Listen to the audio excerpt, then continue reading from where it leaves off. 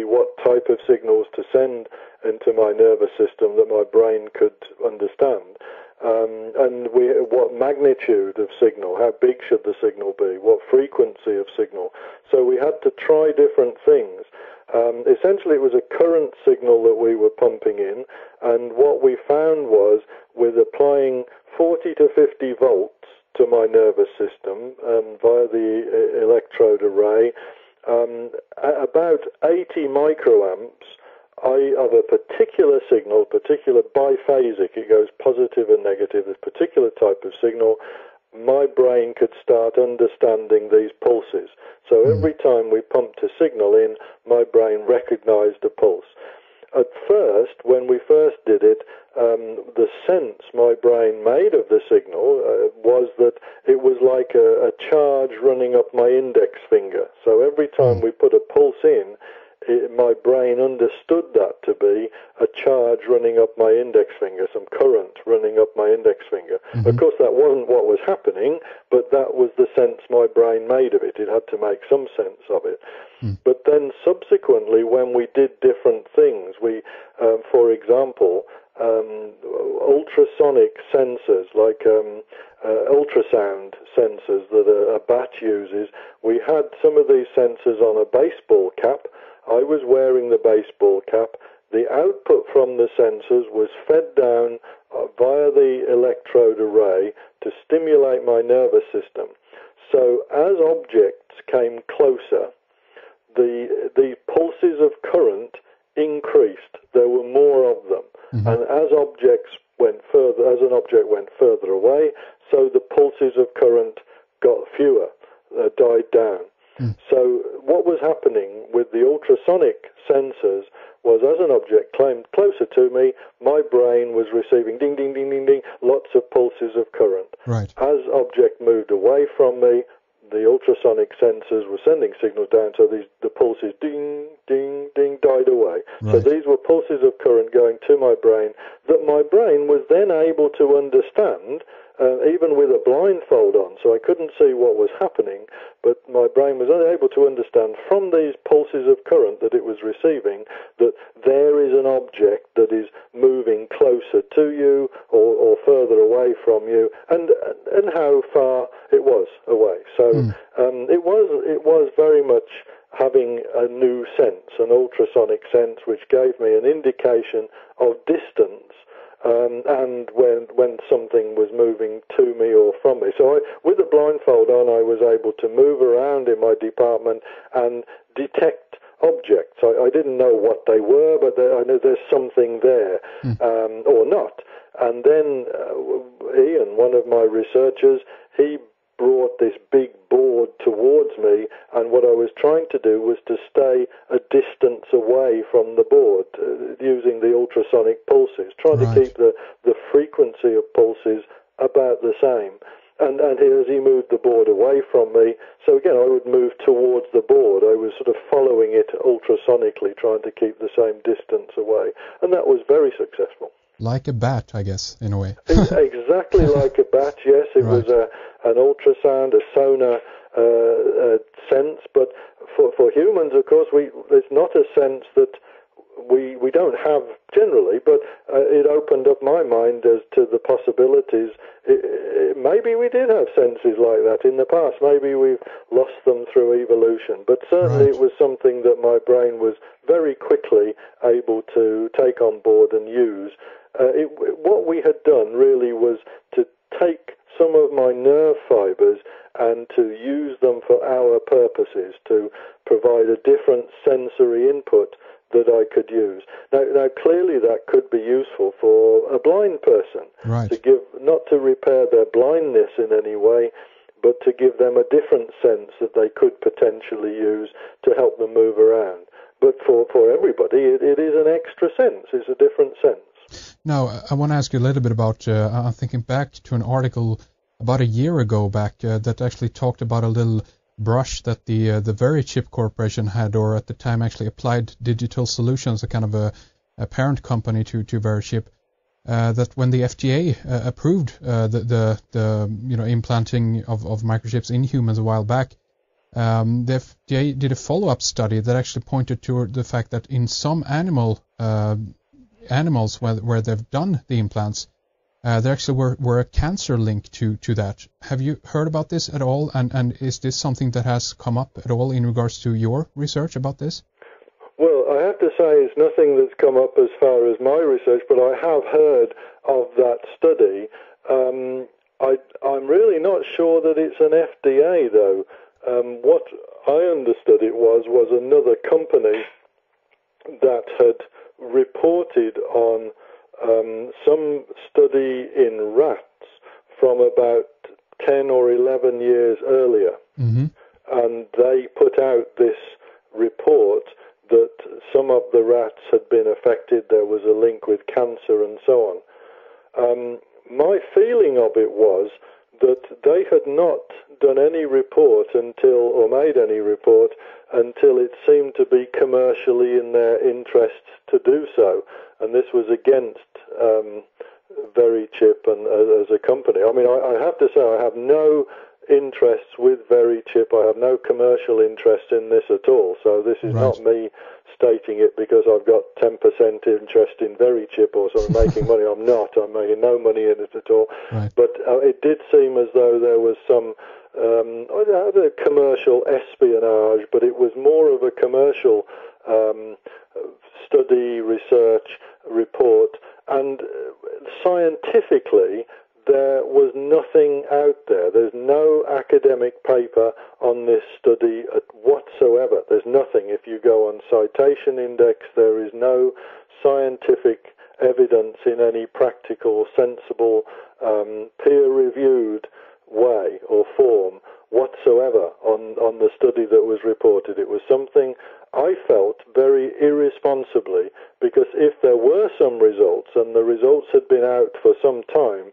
they should have been reported on long, long before. The company that was reporting them, I felt, were acting very irresponsibly if they had not reported them before, and if there was some sort of link with cancer.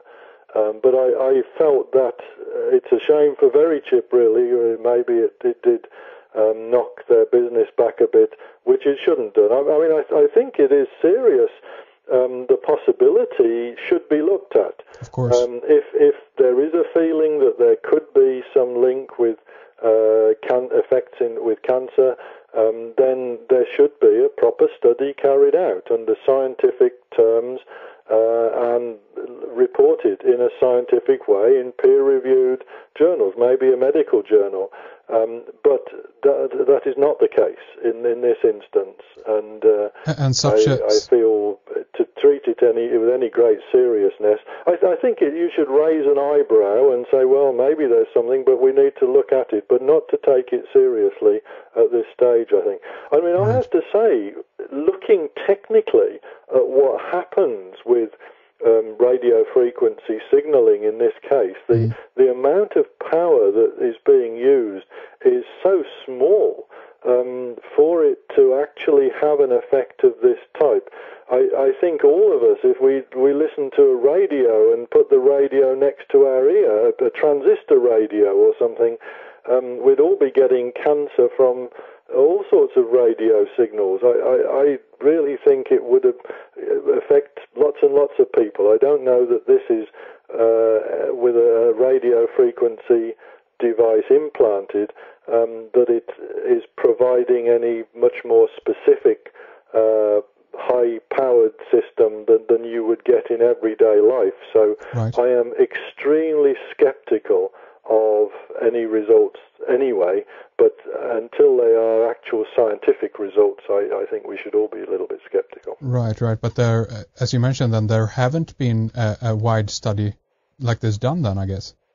No, and I mean, maybe there should be, so that people can rest assured that it is okay, or not. If there is a problem, then we should know about it. But at the moment, there has not been a scientific study conducted, no. Okay. And I mean, when you had this implant in your arm, the second one, the upgrade that you did in 2002, was this powered by anything? Did you have a battery to it? How did that work? We actually powered it. It was a battery, but the battery I wore externally. I had a little gauntlet arrangement, a little armband that I could wear that had a battery and then an antenna as well, a little aerial in there that if I didn't link directly into the computer, I could wear this and move around, and signals could be sent from my nervous system remotely and picked up remotely.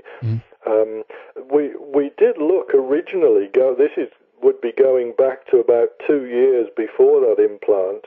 We looked at seeing, could we implant the whole device, so to have the power pack and the antenna, all the electronics implanted.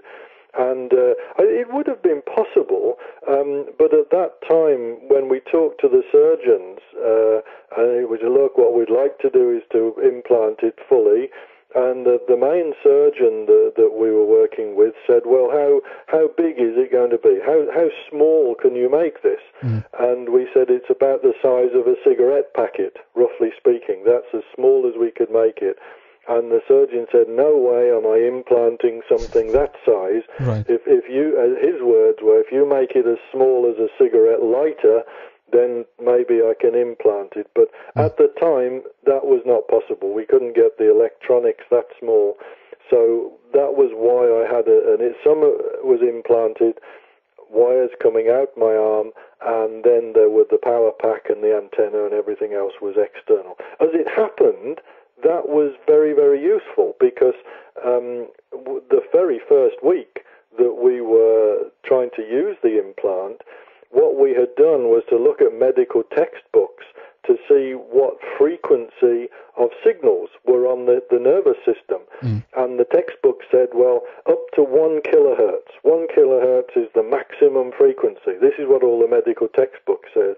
And when we first looked at the signals we were getting on my nervous system, there were signals up to 6 kilohertz, 7 kilohertz, much, much higher than the medical textbook said. Really? So what we had to do, first of all, was to redesign the electronic circuitry so that we could transmit these signals out. So it's simply a case, I mean, we discovered why the medical textbooks had made this error, so to speak, subsequently, but essentially it was useful having the electronics on the outside rather than implanted them. Otherwise, we'd have missed out on a lot of the data that we were able to get. And you know, that was interesting that you mentioned that. What was the faulty aspect in the medical journals or medical texts? Well, it really goes back. It goes back. There's a couple of guys, Hodgkin and Huxley, won the Nobel Prize in about the 50s, doing some work on squid neurons and really extending the results they've got to be applicable to human neurons. So a lot of people have taken the work of Hodgkin and Huxley and applied that to the same results, although they're from squid neurons, which are quite different to human neurons, but applied the same sort of results. Really? Now, one of the ways that neurons are measured is there's this method called a patch clamp method, which is like a glass tube with an electrode in the middle of the tube. And this patch clamp has a high-frequency cutoff signal of 1 kilohertz. It's part of the measurement system. So if you use this to measure, you don't get any signals above 1 kilohertz. And it appears that what has happened is that people in the field will use this technique to measure and say, oh yeah, well, we don't get any signals above 1 kilohertz, therefore all of the signals we are of any relevance are below 1 kilohertz. Right. And this gets and so it's become a sort of a folklore that all of the signals of interest on the human nervous system are below 1 kilohertz, whereas in fact that it's not true at all. It's just because of the way they've been measured. This folklore has crept up. Hopefully things will change, but I think if you ask 9 medical people out of 10, they would probably still come up with this 1 kilohertz. So what we can rubbish. what we can say about that is that the human nervous system or the current, if you will, of the human body is much higher than we previously thought. Then, right? Yeah, the signals on the nervous system are a lot more complex than had been.